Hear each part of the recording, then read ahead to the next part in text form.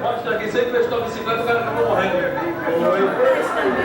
Vai dar um show de alegria, né? Claro, é meu pai, velho. Já tá aí pra não ser atropelado aí. Não, pega ali, todo mundo pertence a ele, a bicicleta é dele. Agora, honestamente, até uma situação dessa, de morte, e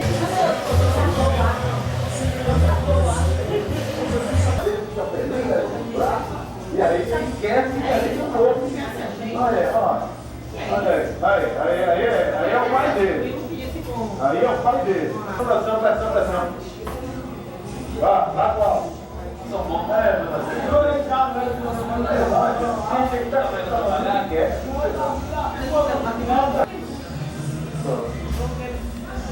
Você tá me ouvindo, Pete, da ambulância? Pronto, vai, já foi. Sei lá, muito estranho, viu? Muito estranho. Segura aí, Luciano, segura aí. Não, volta o cara aí.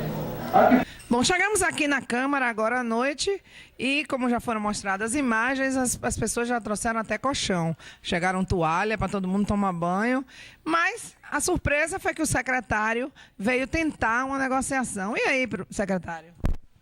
Olha, em primeiro lugar, nós precisamos dizer que no nosso país, qualquer movimentação dos professores em busca de melhores condições de trabalho, remuneração, qualquer movimentação nesse sentido é sempre legítima, né? A categoria dos professores no nosso país é uma categoria muito sofrida historicamente, uma categoria que sempre viveu muito abaixo no que diz respeito à remuneração de outras categorias profissionais também. Então é justa a movimentação, é justa a mobilização sem dúvida nenhuma. Aqui em Veracruz, nós temos uma militância muito segura, muito forte, muito marcante da PLB Sindicato, que eu inclusive parabenizo, sempre parabenizei por isso. E nós também temos no governo Magno, sempre tivemos uma abertura muito interessante para as atividades do sindicato e para a categoria dos trabalhadores da educação.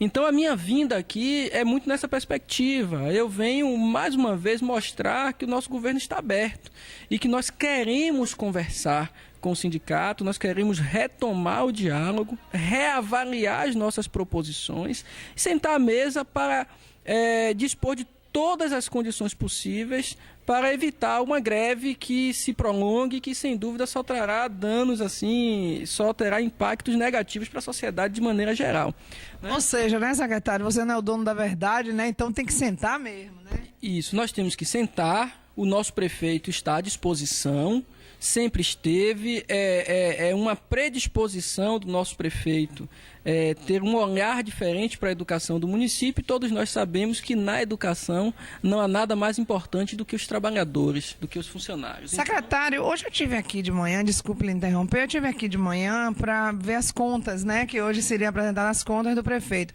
mas realmente nem teve, né, porque eles estavam bem acirrados aqui pela manhã. Eu gostaria de saber, algumas pessoas me fizeram queixa a respeito que tem muito contratado. Eu gostaria de saber, também disseram que o piso estava abaixo. Quantos professores estão abaixo, recebendo abaixo do piso salarial? Olha, essa é uma questão que envolve pelo menos duas situações. A primeira, hoje nós temos 8 professores do município abaixo do piso salarial nacional, que é de R$ 1.567, né? Esses 8 professores, a proposição que foi feita pelo governo foi, de imediato, atualizar o piso salarial para estes 8 profissionais, né? Apenas estes estão abaixo do piso salarial nacional. Quantos professores você tem na sua? Hoje eu tenho mais de 500 professores na rede atuando, entre professores efetivos e professores contratados, porque nós implementamos diversos programas que envolvem hoje não apenas o ensino regular, mas atividade de educação integral, atividade do contraturno, que demandaram a contratação de novos profissionais para a rede, além dos efetivos, daqueles concursados. Então eu posso dizer com tranquilidade que 95% dos professores da rede rede estão com o piso salarial ou acima do piso salarial. Aí tem uma outra discussão que nós precisamos fazer com relação à carreira que foi instituída no município. Atualizar o piso salarial dos professores, destes que estão abaixo do piso, significa também incrementar a carreira dos outros, porque hoje o plano de carreira ele instituiu as diferenças salariais entre os professores em função do tempo que eles estão na rede e em função do nível de formação, nível de escolaridade desses profissionais. Aí está, me parece, o conflito na discussão com a categoria. Nós fizemos duas propostas, uma de atualização do piso salarial de quem estava abaixo em 7% e a outra... 8 pessoas. As 8 pessoas e o repasse de 5% para todos os outros professores da categoria. O problema é que na avaliação da categoria, que não deixa de ser uma avaliação pertinente, nós vamos rediscutir, vamos sentar à mesa para discutir, é que se eu ofereço 7 para um e 5 para outro, eu vou diminuir a diferença salarial entre as classes, entre os níveis, que o plano de carreira determina que seja no mínimo 20%. Então, eu acho que nós podemos discutir isso, nós podemos reavaliar, nós estamos à disposição para isso, e é isso que nós vamos fazer, porque o sindicato dos professores nunca foi nosso inimigo, ao contrário, o sindicato nasceu do movimento social, como o nosso governo também, e nós estaremos sempre à disposição e abertos para discutir, rediscutir, reavaliar, apresentar novas propostas. A nossa intenção é esgotar todas as possibilidades para evitar que nós tenhamos uma greve que se prolongue e que prejudique a sociedade.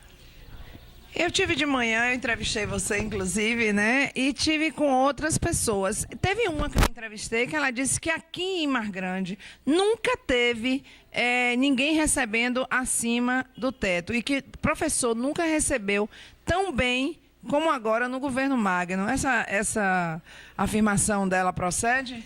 Depende de qual conceito do que é ganhar bem. O secretário, há pouco instante, estava fazendo uma discussão ali conosco, justamente colocando essa questão de se nós compararmos. Fizemos a comparação entre o salário de um médico, o salário de um advogado, com o de um professor que fez graduação, o professor ganha consideravelmente menos. Mas isso é um problema nacional, né? Infelizmente. Ele colocou justamente isso. Aí é um problema realmente primeiramente, é um problema nacional, de política nacional de educação, a qual o CONAI está discutindo. A CONAI, esse ano, teve conferências em todos os municípios. Veracruz não teve, mas provavelmente mais na frente teremos. Já tem 2 CONAI que se discute o plano de financiamento da educação. E esse ano a CONAI sistematizou o financiamento em todas as 7 situações de discussão, de valorização, né, de qualificação, de infraestrutura, inclusive também de financiamento, de política de financiamento, a ponto de a gente estar nessa discussão no Congresso Nacional com relação ao PIB, com relação ao pré-sal, com relação aos royalties do petróleo, que é realmente uma discussão nacional de política de investimento. Fora isso, também tem a política de bom senso. Porque o gestor, nós estamos falando de federação, né? E a nível de república, a Federação Brasileira, ela tem instâncias de poderes, o municipal, o estadual e o federal. Essas 3 instâncias, fora a União, elas trabalham em regime de cooperação, quando, na verdade, deveriam trabalhar em sistema de corresponsabilidade e de responsabilidade educacional, que é o que nós queremos avançar. E, infelizmente, ainda não se instituiu essa política de corresponsabilidade. E o que se tem é de colaboração, onde a União é o ente que recebe maior impostos, que gasta menos e investe menos na educação básica no Brasil. Então, se nós temos uma política de financiamento municipal, mesmo que o orçamento seja pouco e esse dinheiro for bem administrado, for bem equacionado, e o prefeito tiver realmente como determinação investir na educação básica, ele vai conseguir com o mínimo que ele recebe, com o que está recebendo hoje. O grande problema dos prefeitos a nível de Brasil, de Estado, principalmente da Bahia, do Norte e Nordeste, é que a política de gestão implementada por quem governa é totalmente mal qualificada. As pessoas que estão lá são preparadas para fazer. Mas eu achei esse secretário aqui bem tadinho, né? Mas você diz da política educacional? Política educacional quer dizer orçamento do município. O orçamento do município não é só Fundeb. Aí o prefeito tem que ter uma máquina bem organizada, não só da educação, é na saúde, né, na administração. Ele tem que ter toda uma estrutura planejada, economizando, né, fazendo uma política mais de enxugar a máquina para investir. Porque se uma prefeitura que não... Você acha que tem mais professor do que o que deveria ter, então? Não, a questão não é ter mais professor. Inclusive, a rede, ela vai precisar até de mais professor por vários motivos. Primeiro, porque institui um plano de carreira. E o plano, para respeitar a lei do piso, precisa respeitar a redução da carga horária. E se tem que reduzir carga horária, claro que vai ter que entrar pessoal, né, da área de educação, profissionais da educação, para fazer essa demanda. Mas o que a discussão realmente, quando você falou assim, eu não falei do secretário, nós temos um secretário que é professor. E professor da rede. Acabou de dizer que sabe seu sofrimento. Ele é professor da rede. Ele, como ele costuma dizer, eu estou. E Secretária, né? Ele está. E como ele está, com certeza, a gente sabe, ele é uma pessoa que já vem há algum tempo caminhando com a gente.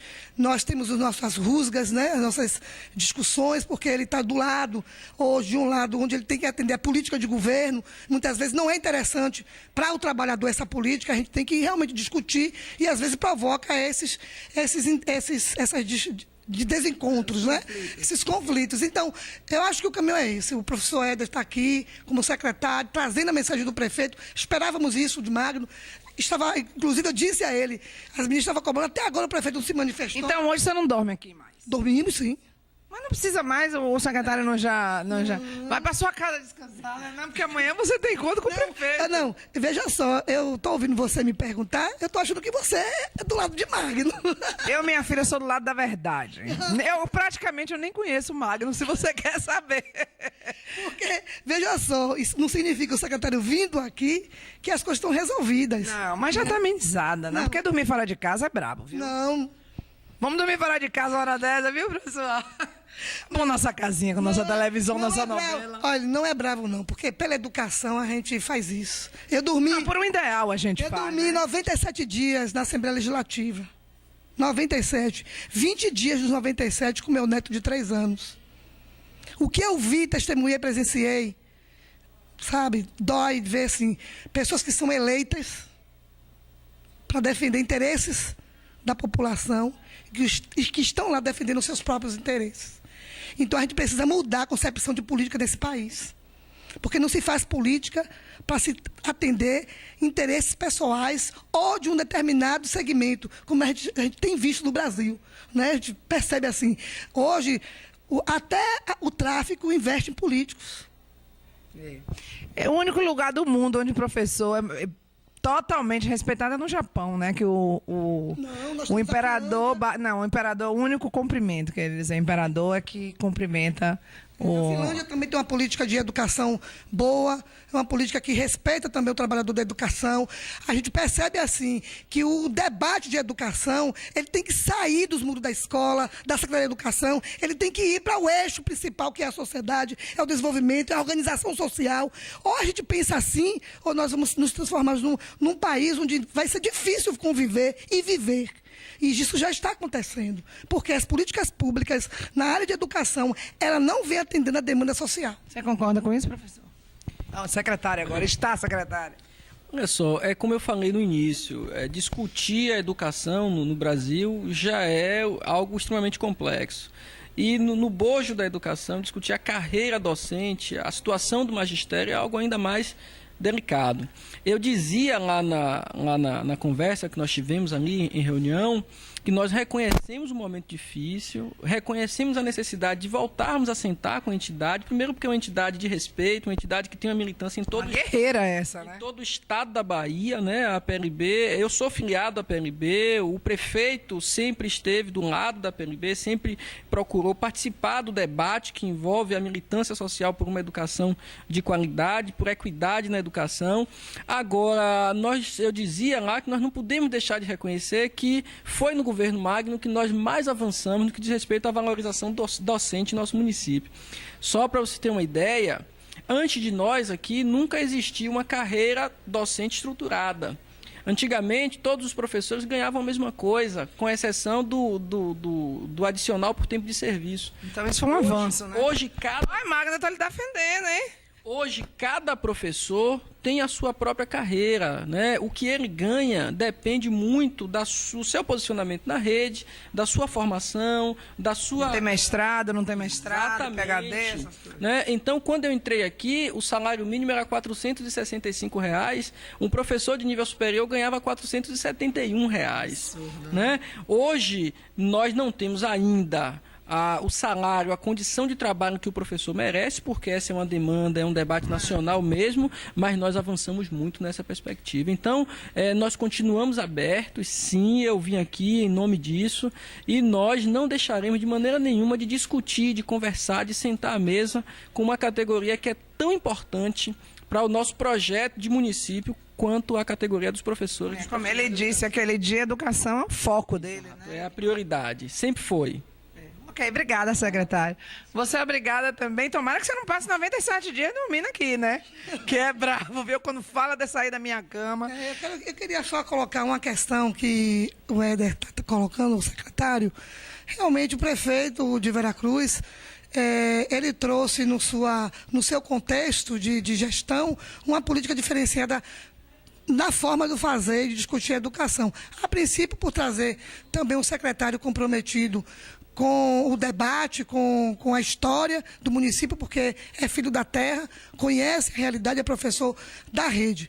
Mas eu queria também dizer o seguinte, que o governo abriu as portas para a discussão, mas não foi uma política fácil, também foi através da conquista. Fizemos greve. É mais gostoso, menina, quando a gente batalha, né? Tivemos greve, tivemos 2 greves no governo Magno, inclusive essa está se constituindo a 3ª greve por campanha de salário, por questão de discussão do plano de carreira. Fizemos um debate muito forte, fizemos 19 dias parados para poder discutir o avanço do plano da carreira, mas a gente encontrou o bom senso, a gente encontrou a abertura da discussão, que outros governos a gente não tinha. Que já é bom, né? Para você, para sua luta, né? E não só minha, como dos meus colegas. Não é fácil ser professor num país como o Brasil. Não é fácil. Como também não é fácil ser médico, não é fácil ser um bocado de coisa. Gente, eu vou me embora, viu? Porque eu gosto da minha cama. Sala de estar com Tereza, PP Sonorização aqui com os professores e o secretário.